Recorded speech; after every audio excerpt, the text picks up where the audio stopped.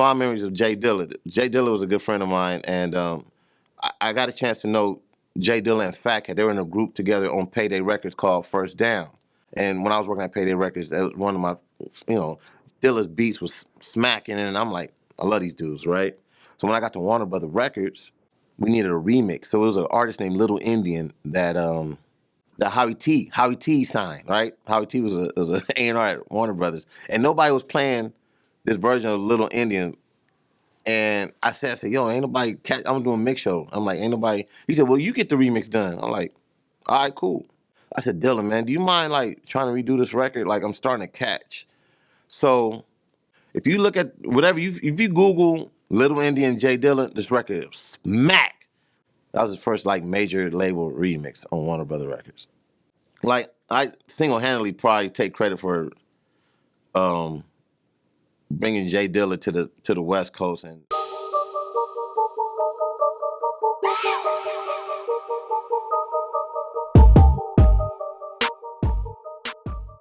here's a wild tour story.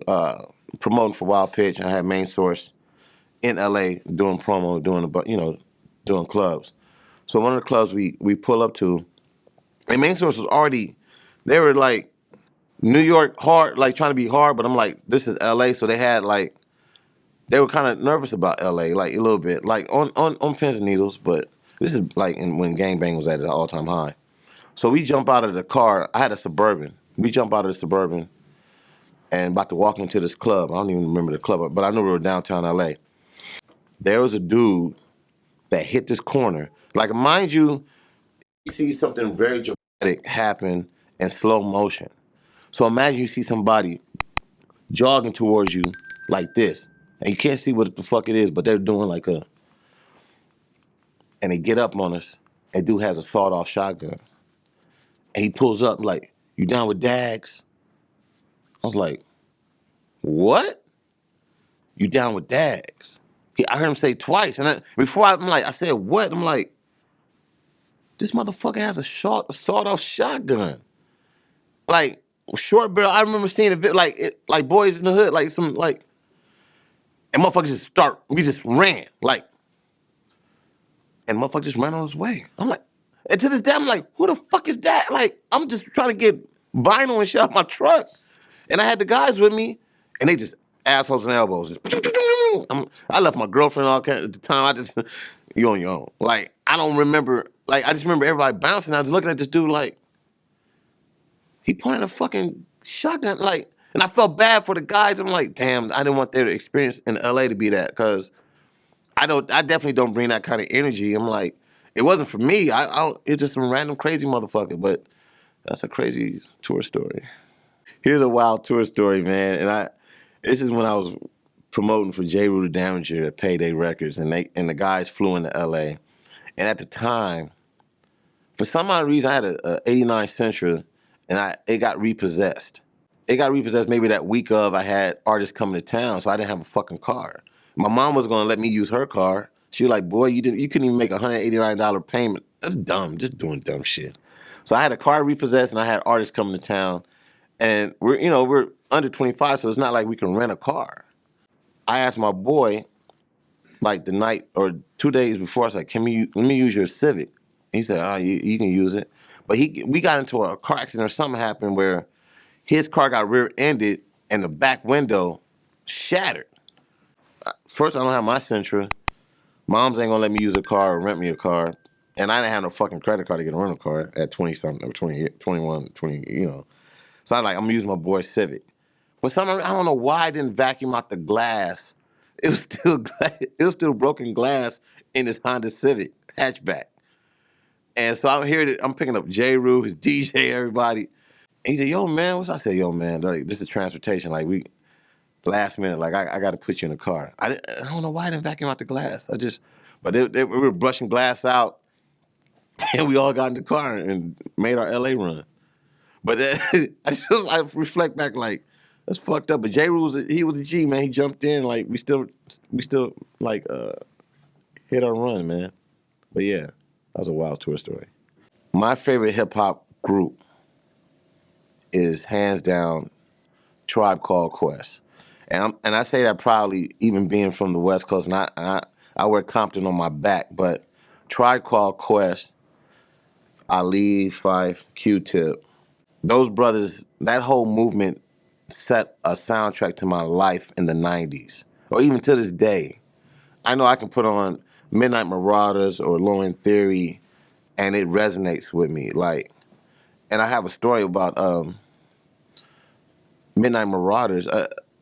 The first time I heard I had a advanced copy of that album, right?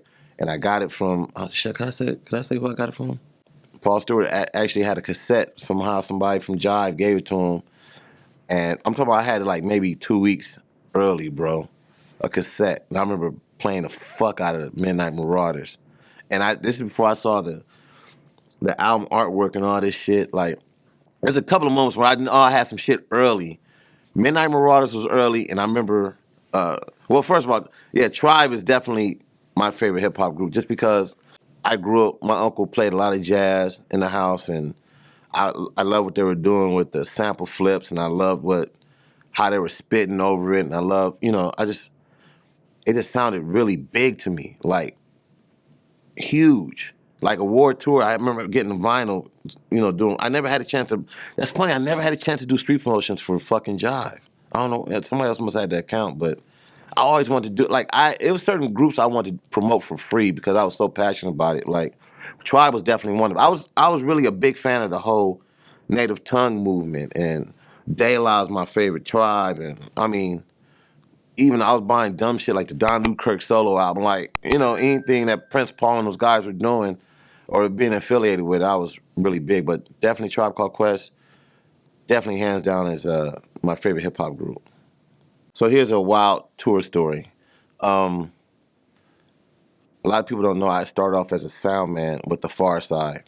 Pharcyde, like I said, dope group.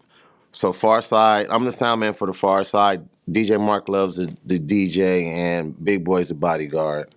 So one night we were in, I think we were in Ohio. We're in Ohio somewhere doing a show. And for some odd reason, Big and the group went to go to Denny's to go eat, and for some I didn't go with them, right? And I think Big was bringing food back to the room or something. So when they come back, they're in a rush, they're in a scurry. Like, Big gets in the room, hey yo man, grab your shit, we gotta go. I'm like, what happened? Like, what's going on? Like, he's like, man, we just beat these white boys up. We just stuffed these rednecks. Like, they were saying the N-word in Denny's. So Big and the other Still Love, I guess and I don't know who from the Pharcyde was with them at the time, but they end up scrapping with them at Denny's. They end up leaving, so we got to get on tour, but we're supposed to leave in the morning to go to Atlanta.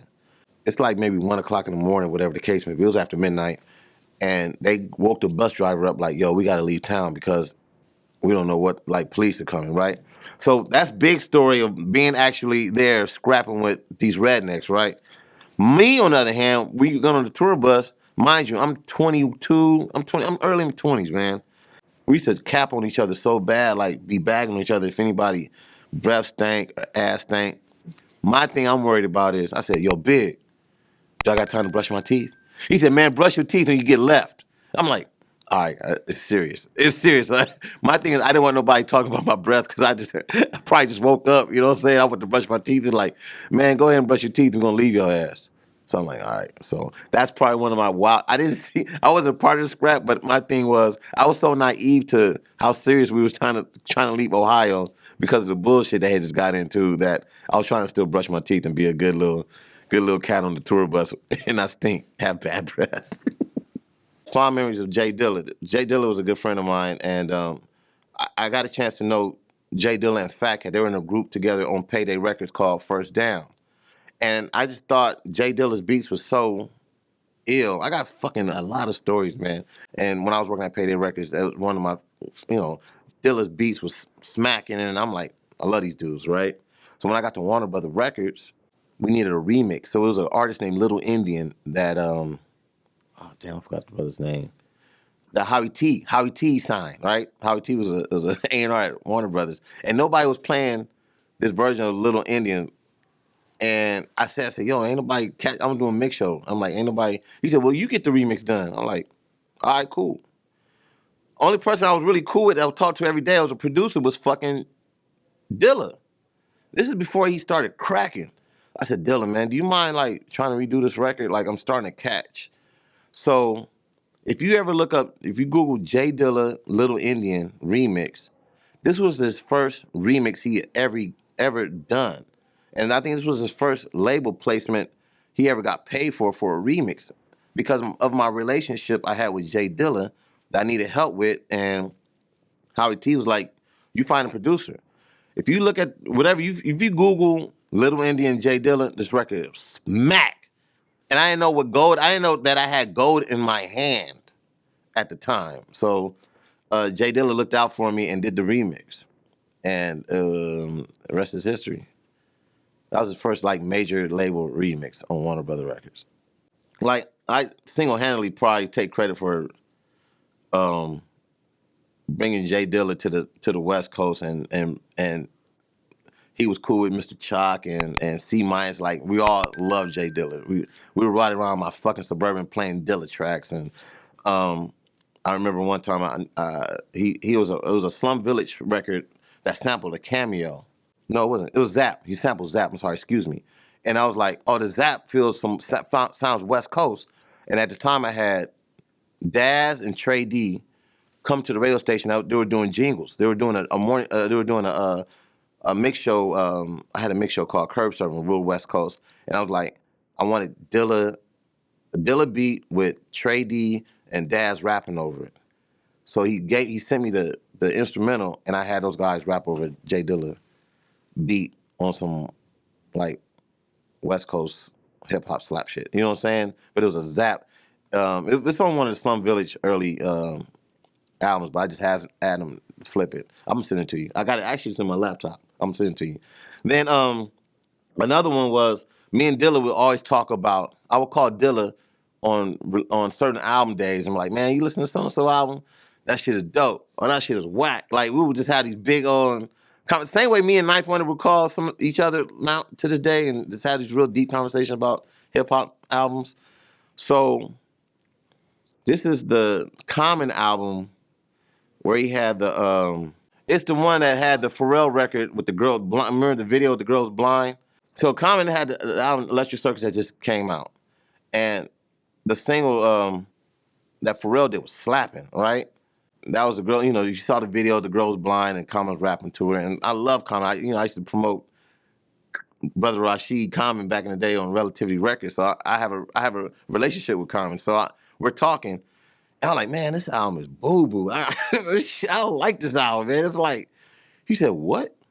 I said, I don't like the album, man. Like, I only like the Pharrell track, but I try to listen to everything else. It's just different. Like, it sounded like they were experimenting. And I got that the Roots was on it, but I didn't look. He said, yo, did you look at the back of the album? I said, what are you talking about, Dilla? Like, nigga, He said, man, I'm co-executive producer of that album.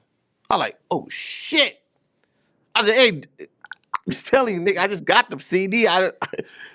Me and him fell out behind that shit for weeks. Like, wouldn't pick up the phone. It was upset at me. And I'm like, damn, I just put my opinion.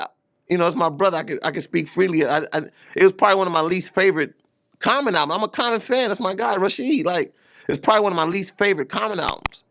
And I was talking to him freely about it, and that shit bit me in the ass, man. I didn't know he was producing. We did that shit at Jimi Hendrix studio. He was saying all. I'm like, man, I don't give a fuck about that shit. Shit's kind of weird, man. So that was one of the J Dilla moments. Then I got another moment. So me and Dilla were when Dilla was staying in LA with Common, I had tickets to go to a Laker game, and I invited Dilla to come with me. This is when he was sick, So I picked up Dilla from Common's apartment. And for some odd reason, I had to go back to my apartment, which was fairly close in the neighborhood in North Hollywood. And we came by, and anybody know me, I'm big on my CD collection. So in my apartment, what was supposed to be like a coat closet when you walked in, I transformed it into a CD storage area CDs from the floor piled all the way up to the top, right? So now Dilla's going through my shit. And I'm like, I don't like letting nobody borrow my shit. So then he comes across the AMG album. Like, bitch better have my money album, right? Oh shit, you got this on CD? I'm like, yeah, that's on West Coast. To me, I was like, that's the West Coast style, but AMG wasn't from the West Coast, DJ Quick. He said, man, I like this. I like how DJ Quick made this album. He said, man, let me borrow this CD. I said, man, it's my only AMG CD, dude. Like, he said, I'll get back to you. I'm just gonna, try to sample some stuff off. I'm like, all right. Motherfucker never brought my CD back. So I was in my feeling like, he took my AMG CD, like, that's my shit. That's one of my go-to slaps, you know what I'm saying? So, yeah, Dilla, motherfucker, you need to bring my CD back. Another J Dilla moment, man. So I get to Detroit to do something. I don't know why, but this is like after the fact I left Payday Records. I was on there for Warner Brothers or something. Of course, I'm gonna call Dilla and I'm gonna call Fat Cat, my guys, who are from Detroit. So we hanging out. So I'm like, let's go to the strip club. Like, let me see what the Detroit strip club scene is about. We hung out. We went to a club one night, and this is the first time I've ever seen people dance so hard to like music that girls were sweating through their jeans. Like, you can see it, literally, their jeans were wet. I'm like, fuck, it's hot in there and it really gigging, like they really moving, right?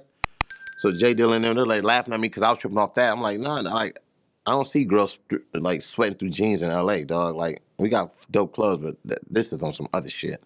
So we go to the strip club, and Dilla was cool with, like, he wanted to go to strip club. So we get there, and I see him just really cupcaking with this chick, like, just met her. And I'm like, man, hey, hold on, man, we at the strip club, like, this other. He was really liking this chick.